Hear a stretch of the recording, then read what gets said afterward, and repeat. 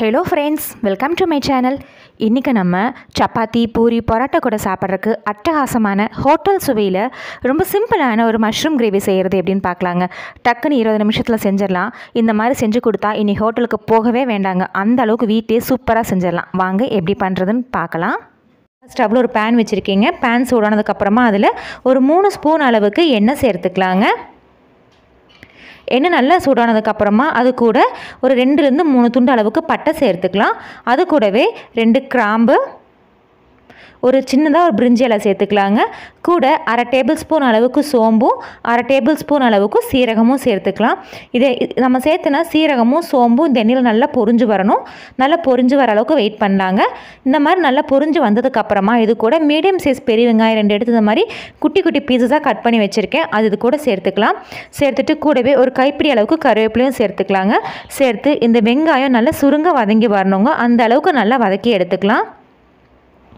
வெங்காயம் எந்த அளவுக்கு நல்ல சுருங்க வதக்கிறோமோ அந்த அளவுக்கு இந்த கிரேவி நல்ல சுவையாக இருக்குங்க. இப்போ நான் காமிச்சிருக்க மாதிரி வெங்காயம் நல்லா சுருங்க வதங்கினதுக்கப்புறமா இது கூட ஒரு 3/4 ஸ்பூன் அளவுக்கு இஞ்சி பூண்டு விழுது சேர்த்துக்கலாம். சேர்த்துட்டு இஞ்சி பூண்டு விழுதோட பச்சை வாசனை போகிற அளவுக்கு நல்லா வதக்கி எடுத்துக்கலாங்க.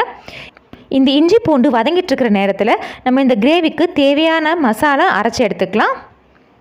அதுக்கு ஒரு மிக்சர் ஜாரில் ஒரு 3 துண்டு அளவுக்கு சின்ன துண்டு பட்டையாக சேர்த்துக்கலாங்க. கூடவே 2 ஏலக்காய் சேர்த்துக்கலாம்.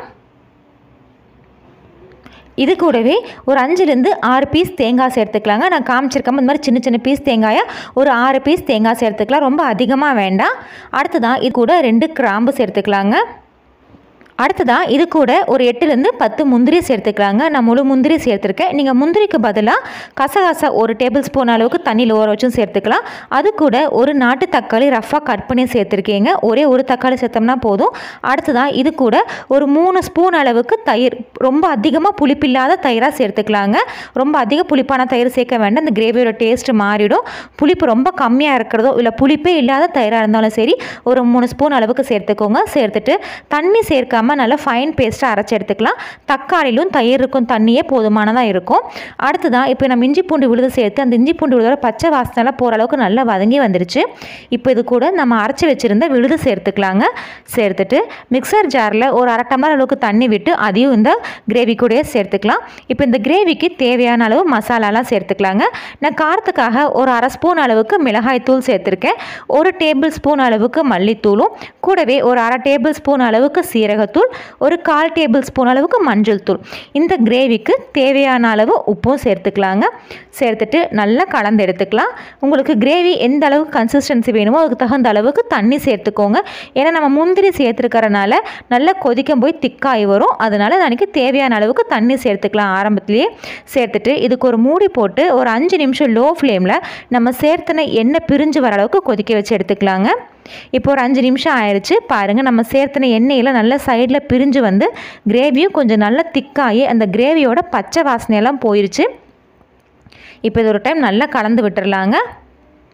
நல்லா கலந்து விட்டதுக்கப்புறமா ஃப்ளேம் நல்லா லோவில் வச்சுட்டு இது கூட ஒரு 200 கிராம் அளவுக்கு மஷ்ரூம் எடுத்து இந்த மாதிரி ரஃபாக கட் பண்ணி வச்சுருக்கேன். அது இது கூட சேர்த்துக்கலாங்க.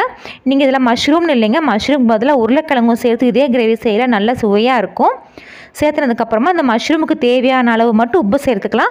நம்ம ஏற்கனவே கிரேவிக்கு உப்பு சேர்த்துருக்கோம். இந்த மஷ்ரூமுக்கு எந்த அளவுக்கு உப்பு தேவையோ அந்த அளவுக்கு சேர்த்துட்டு உப்பு காரம் எல்லாம் சரி பார்த்துக்கோங்க. சரி பார்த்துட்டு இந்த மஷ்ரூம் வேகிற அளவுக்கு மட்டும் தண்ணி சேர்த்துக்கலாம். ஒரு 1/4 டம்ளர்லேருந்து ஒரு 1/2 டம்ளர் அளவுக்கு தண்ணி சேர்த்துக்கலாம். ஏன்னா மஷ்ரூம் வேகும்போது திரும்ப தண்ணி விடும்.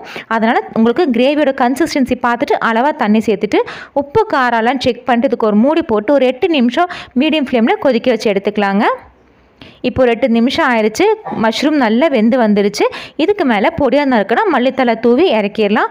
அவ்வளோதாங்க, சுவையான restaurant style mushroom gravy ready. இது சப்பாத்தி, பூரி, பராத்தா கூட சாப்பிட்றதுக்கு அருமையாக இருக்கும். லாஸ்ட்டாக இது கூட ஒரே ஒரு பிஞ்ச் அளவுக்கு சர்க்கரை சேர்த்துக்கலாம். இது கம்ப்ளீட்டாக ஆப்ஷனல் தான். நீங்கள் சேர்த்து செய்யும்போது அந்த பன்னீர் பட்டர் மசாலா டேஸ்ட்டில் ரொம்ப நல்லா இருக்குங்க. ஃப்ரெண்ட்ஸ், நீங்களும் இந்த மஷ்ரூம் கிரேவி ரெசிபியை ட்ரை பண்ணி பாருங்கள். ட்ரை பண்ணி பார்த்துட்டு உங்கள் கமெண்ட்ஸுங்களை சொல்லுங்கள். உங்களுக்கு இந்த வீடியோ பிடிச்சிருந்துச்சுன்னா மறக்காமல் நம்ம சேனலுக்கு சப்ஸ்கிரைப் பண்ணுங்கள், லைக் பண்ணுங்கள், ஷேர் பண்ணுங்கள். தேங்க்யூ.